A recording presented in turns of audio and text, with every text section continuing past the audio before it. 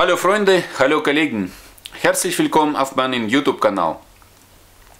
Bald haben wir Feiertage, bald haben wir Weihnachten und von meiner Seite gibt es für euch ein geiles Geschenk.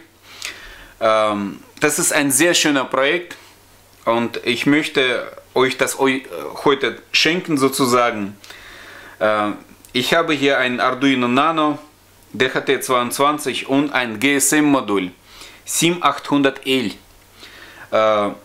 Wieso habe ich zwei Batterien hier? Das ist eine ganz normale 5 Volt Powerbank.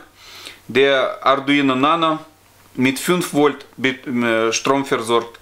Und das ist eine 18650, ein Lithium-Akku, die direkt mit einem GSM-Modul verbunden ist. Hier haben wir 3 Volt, hier haben wir 5 Volt, deswegen haben wir jetzt zwei Batterien. Und für diejenigen, die das alles mit einer Batterie betreiben wollen, gibt es solche Arduino Pro Mini, die mit 3 Volt betrieben werden. Man kann einfach so einen Akku anschließen und gut ist.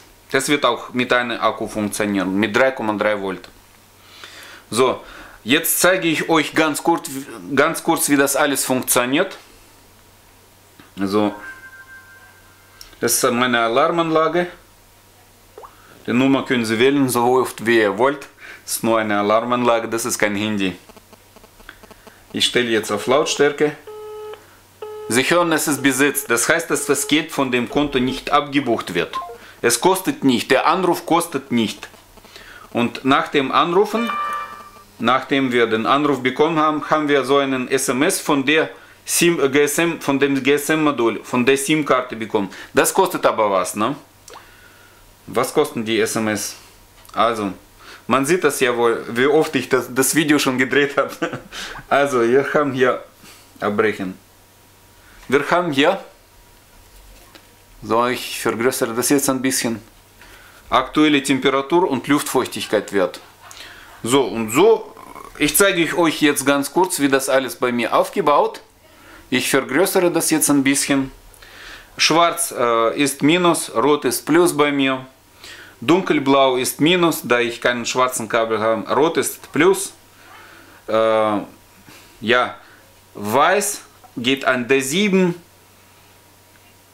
TX grün, RX gelb. Ganz einfach. Vielleicht noch ein bisschen vergrößern. Nee. So ist gut, ne?